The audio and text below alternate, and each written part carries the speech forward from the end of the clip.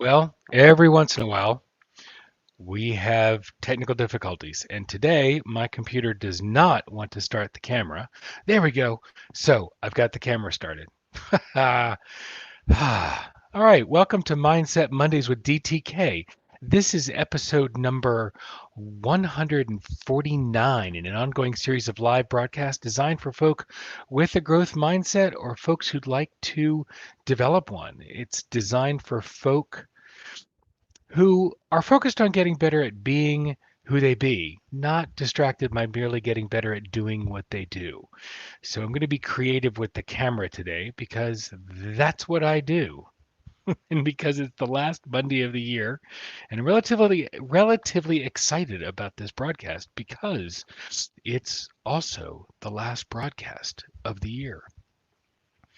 The topic today, and give me a moment as always to get this thing to show because I know I can. Yes, I can.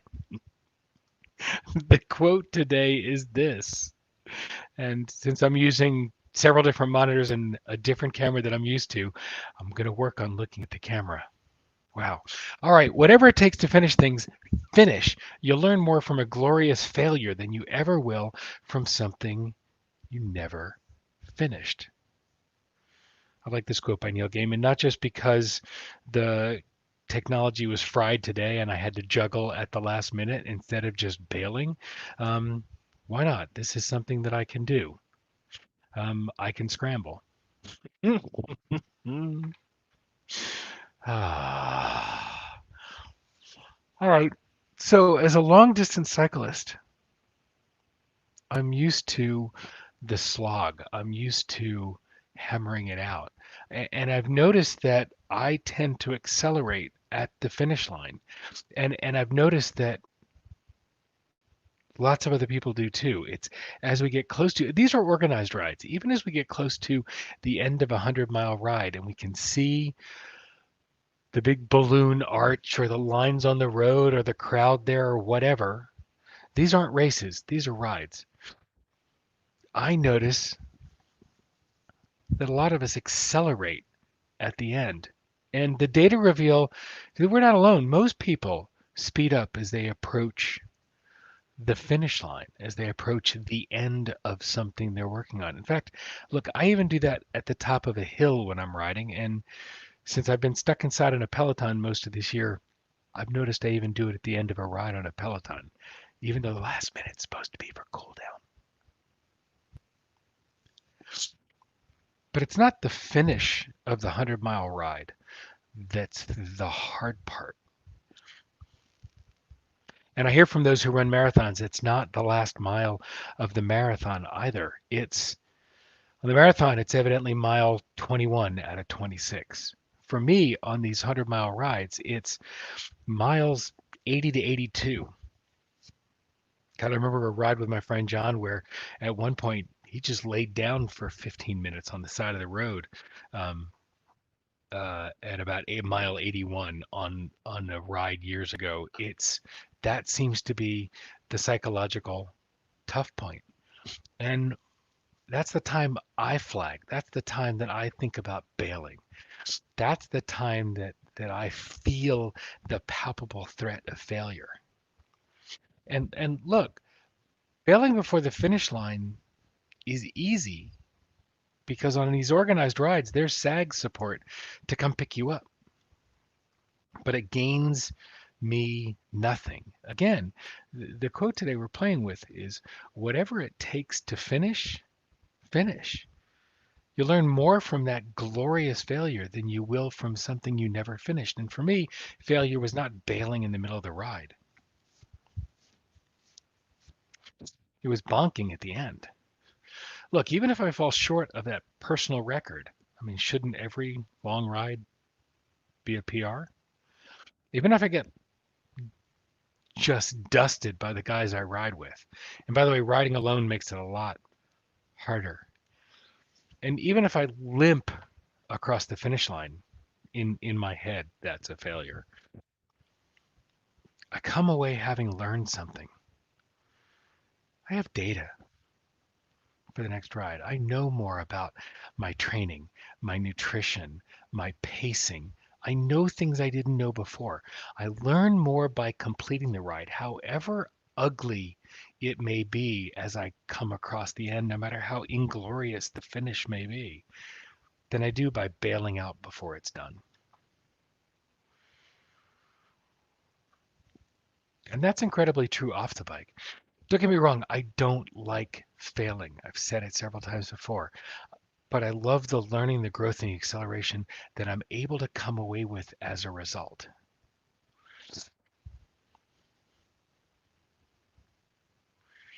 And and that's the interesting piece. I I prefer,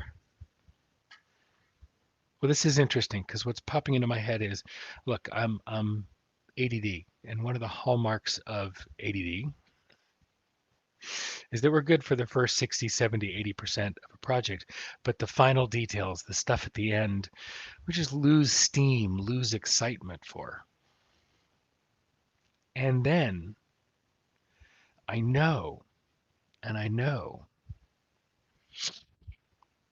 that when I finish the project, when I finish what I'm working on, when I finish the launch, when I finish anything that I'm working on, what I know is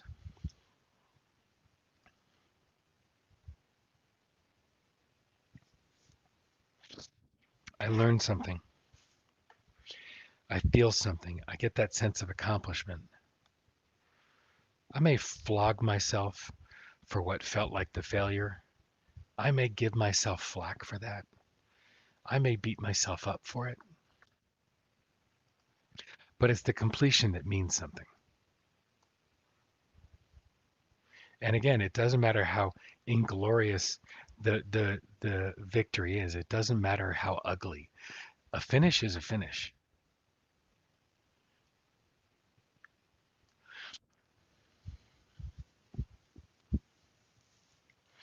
I haven't used SAG. I haven't bailed out of a ride yet. I don't want to say yet. I've never bailed out of a ride. I've never, even to the point that we got to a rest stop in at mile 60 something, and I had broken a spoke. And I'll never forget, we're standing there at a rest stop, and I'm thinking, shit, I gotta bail out. And John and I are several of the guys I ride with were talking, and this guy rides up and he says, "What's wrong?" And I tell him, and he takes off his seat from the bike stem, and he's got spokes, extra spokes inside of the shaft of his bike. So I was able to get the wheel repaired and keep riding.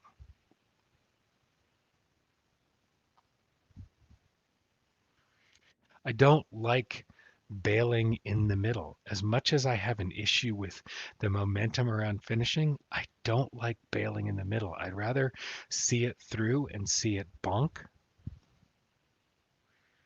than bail out in the middle. And what's clear to me is that's somewhat to avoid the embarrassment of bailing out. So it's somewhat that need to be seen as, but I would rather make it to the end and calculate that failure than failing by not completing. I really strongly believe in that. Whatever it takes to finish things, finish. You learn more from a glorious failure than you ever will from something you never finished. So, with how many hours left do we have of this year? We have roughly 80 odd hours, just around 90 hours left of this year. So, what's the opportunity? What do you have that you can complete? What can be finished? What can you wrap up before the end of this year to close it out strong? What can you finish and learn from? How can you close out the end of this year with some deep learning?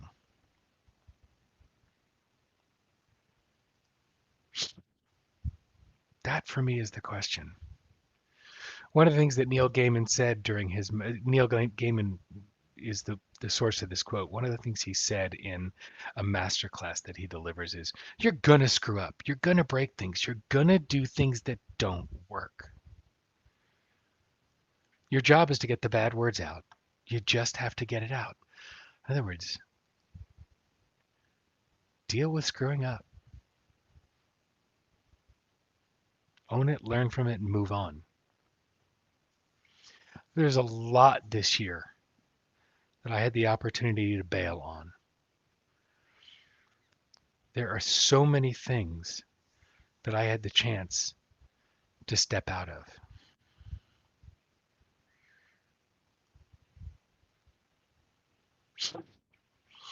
I could easily have pushed the book launch, which was in September.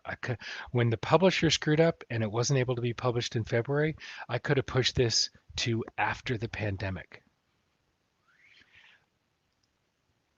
I could have recalibrated. I could have reset. But pulling the book because of the publisher felt like a failure enough. But releasing the book on schedule in September was powerful. Now, was it a raging success? No, nobody retires from selling their first book. Has it been successful? Absolutely. Do I have tons to learn from? Oh my God, yes. But if I had yanked the book, I would have had none of that learning. So many things with my practice and so many things I could have quit that I kept rolling on. I think part of what I want to do for the next few days is really sit and be with the things that I continued, the things that I pushed through to finish.